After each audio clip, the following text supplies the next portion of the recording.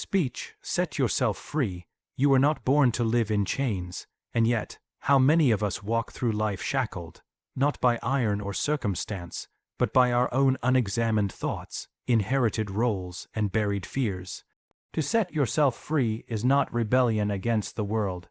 It's a return to your own soul. It is not escape. It is confrontation. It is the quiet courage to sit face to face with the stranger within you and say, I am ready to remember who I am. Let me offer 5 keys to this inner liberation. There is a part of you that you do not show the world, a part you may not even admit exists. It lives behind your words, in the gaps of your smiles, in the tightness in your chest when you're alone. This part holds everything you've been taught to reject. Your rage, your jealousy, your fear, your weakness, your impulses, your shame. You push it down, you cover it with performance, with reason, with distraction. And yet, it waits. You call yourself free, but how free can you be when you must constantly manage what is unresolved within? How free are you when your actions are secretly driven by the parts of you you pretend aren't there? The truth is, what you ignore does not disappear. It festers, it grows roots. It hides behind your habits, your projections, your overreactions. You say, that's not me, when it is, in fact, the most unclaimed part of you. To face the shadow is not an act of indulgence. It is an act of deep responsibility. It means turning your gaze inward and saying, show me what I've hidden. It requires courage, because what comes forth is often ugly, raw, and uncomfortable. But it is real, and in its realness, there is power. You see, the shadow is not your enemy. It is your neglected teacher. It contains the parts of your soul that were denied oxygen, love, and voice, that anger you suppress. It might be the fire that burns through your passivity, that jealousy you're ashamed of. It could be the mirror reflecting your unspoken desires, that fear you pretend not to feel. It may hold the exact truth you need to hear. When you begin to integrate what you've cast aside, something miraculous happens. You become whole. You no longer need to pretend. You no longer lash out or implode when someone touches a wound you haven't healed. You stop reacting and start responding. You no longer carry the exhausting weight of a split self. Instead, you walk as one. But make no mistake, this is not a one-time revelation. The shadow lives in layers. Every stage of growth reveals a new frontier of what must be faced. The deeper you go, the more nuanced it becomes. Sometimes it shows up as pride disguised as humility, or control disguised as love. It takes vigilance, and more than anything, it takes honesty. Freedom is not lightness without substance. True freedom has weight. It comes when you can stand in your fullness, both light and dark, without apology. It comes when you realize that everything within you belongs, not to be unleashed without thought, but to be seen, understood, and alchemized. So look inward, not just to find what is beautiful, but to reclaim what you've exiled. Let the hidden come into view. Let it speak. Let it breathe.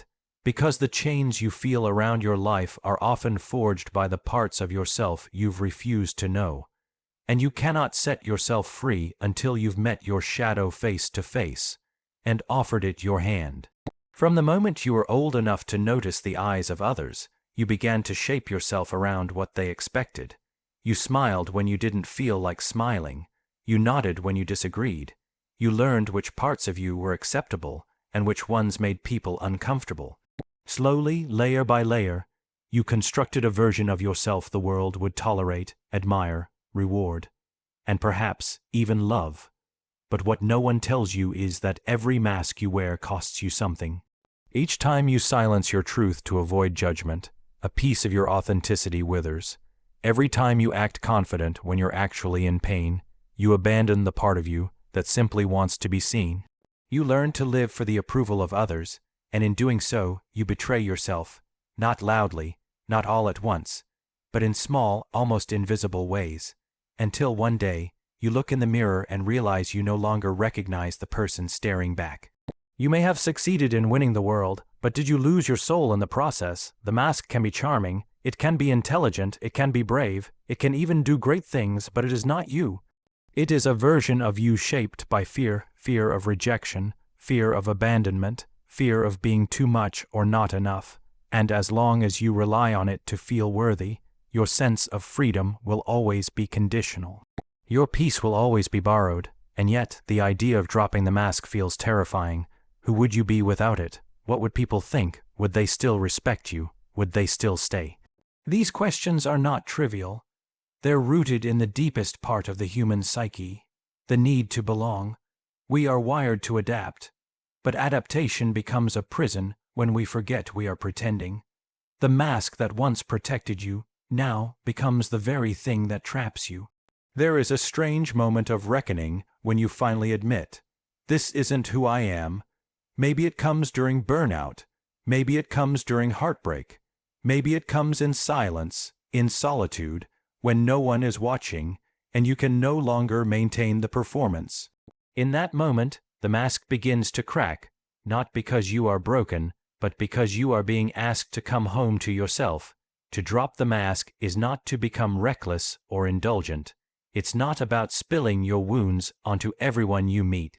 It's about alignment. It's about having your inner world and outer world speak the same language.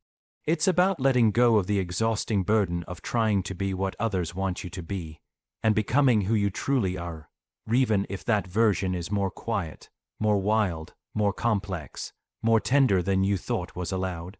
You will lose people when you drop the mask, that is true, but you will find others, and more importantly, you will find yourself. And when you live without a mask, even in moments of fear or vulnerability, you gain something extraordinary: integrity. Not in the moral sense, but in the sense of inner unity. You stop living as fragments. You begin to feel whole again. Life stops being a stage and starts becoming something real. So dare to remove the mask, not all at once, but piece by piece. Begin where it's safe, then inch closer to the parts of you that long to be seen, even if they shake when they speak. Let the world meet your real face, and if the world cannot hold it, let that be the world's burden, not yours. Because you were not born to perform, you were born to be, and nothing is more liberating than living in the truth of your unmasked self. There is a voice within you that no one else can hear. It does not shout. It does not demand. It does not beg for your attention like the world does. It waits, patiently, quietly, beneath the noise, beneath the opinions, beneath the layers of programming and pressure and past experiences. It waits for you to become still enough to notice.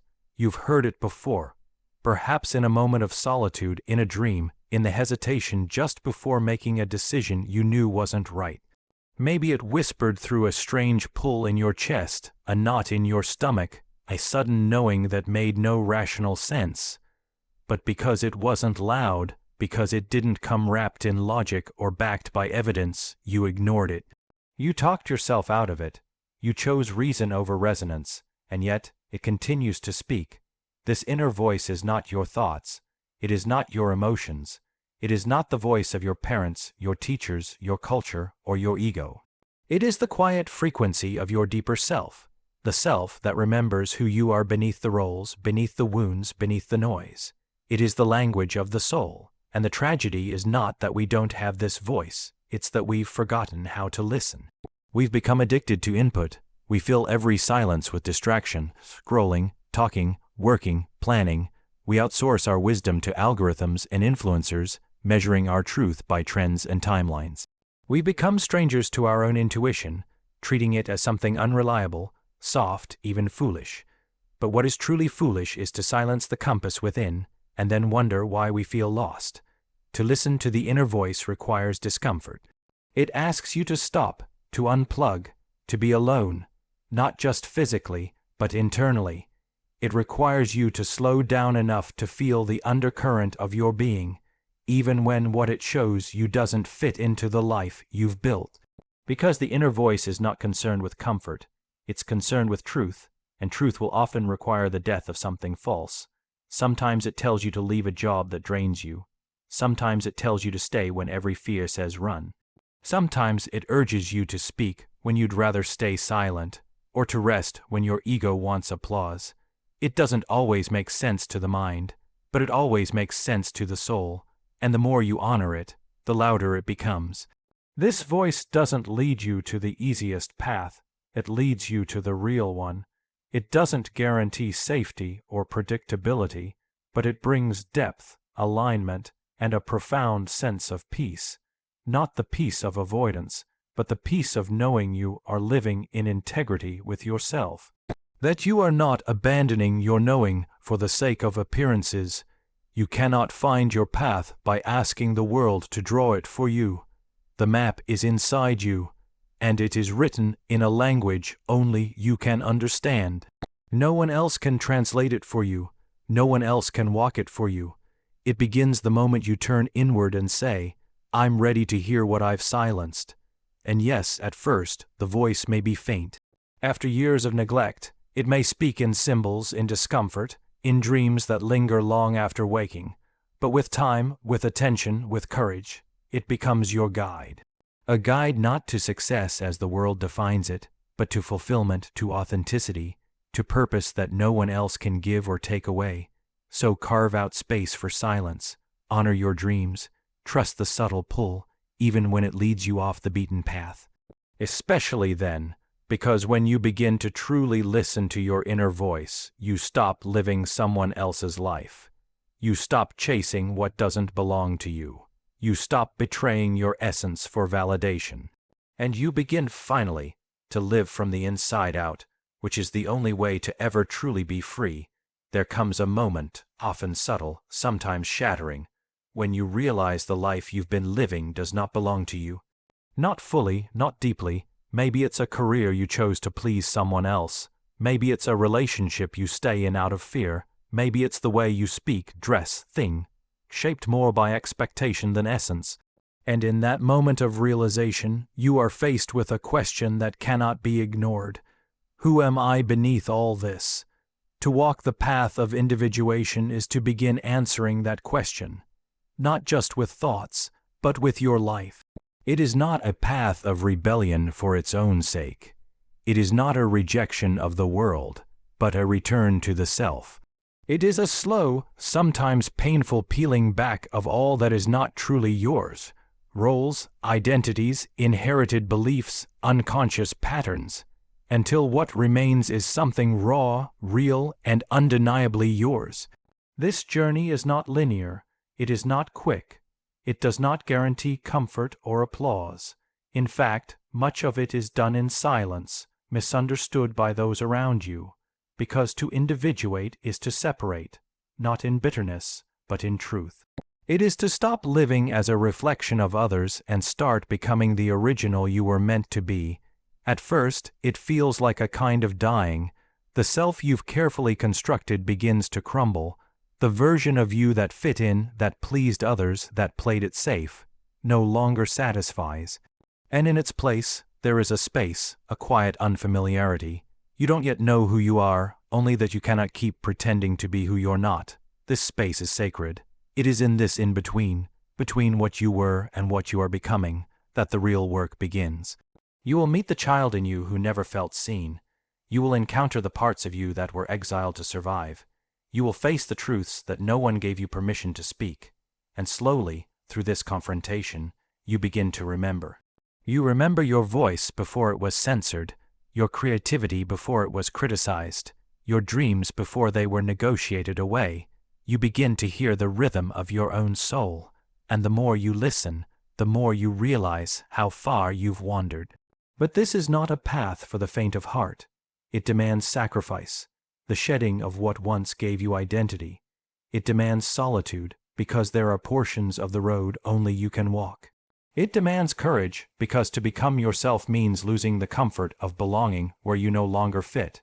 You will be tempted to go back, to slip into the familiar, to silence your truth in exchange for safety. But if you do, something inside you begins to decay, not visibly, not immediately, but deeply, because the soul cannot thrive in confinement. Yet if you keep going, if you trust the process, a new self begins to emerge. Not a better version of the mask, but something entirely different. Something whole. This self is not perfect, but it is rooted, not invulnerable, but honest. It lives from the inside out. It speaks with its own voice. It belongs to no one but itself. And in becoming this self, you begin to find what you were always seeking, Not approval, not fame, not success, but peace. The kind of peace that comes when your outer life reflects your inner reality. When your choices, your relationships, your work, your silence, all speak the language of your truth. This is individuation, not a destination, but a way of being. Not the end of your becoming, but the start of conscious wholeness. And when you live from that place, you offer the world something rare, not a replica, not a product, not a performance, but a soul that has made the long journey home. You are not here to be anyone else. You are here to become fully, unapologetically, uniquely yourself. That is the path, that is the calling, and that is the freedom no one else can give you. Fear of the unknown is perhaps the oldest fear in the human soul.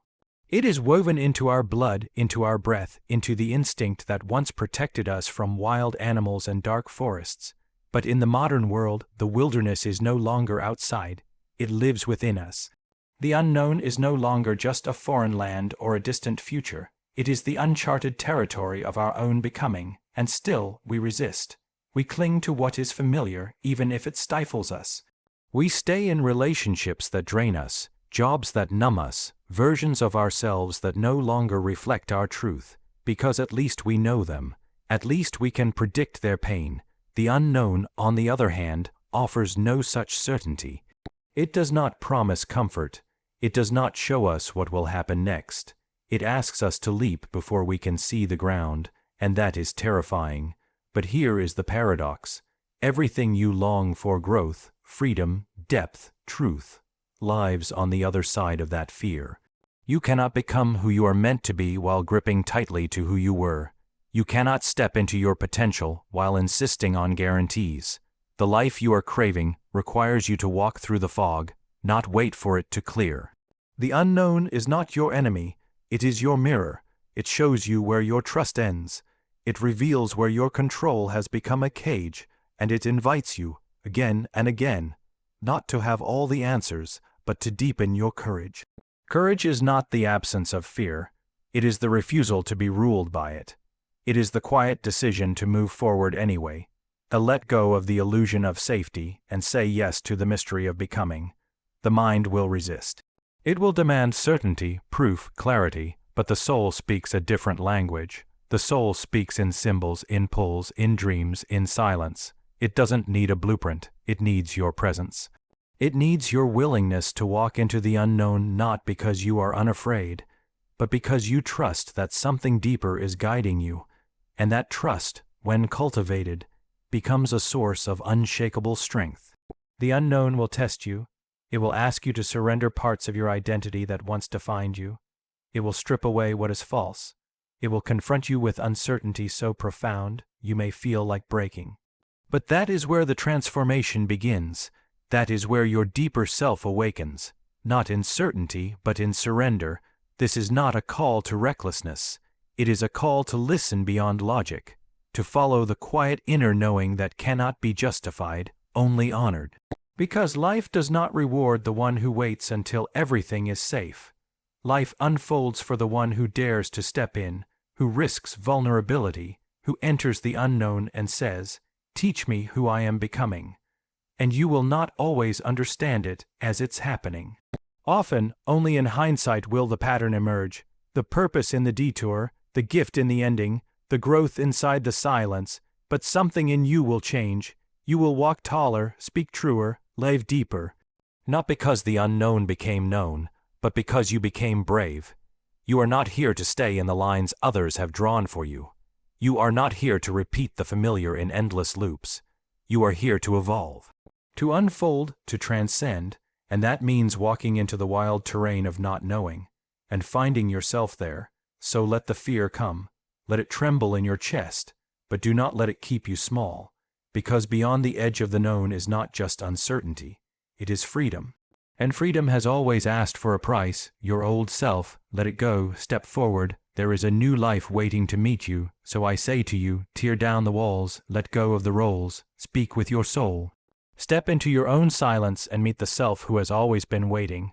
You are not here to be small. You are not here to obey. You are here to awaken. Set yourself free.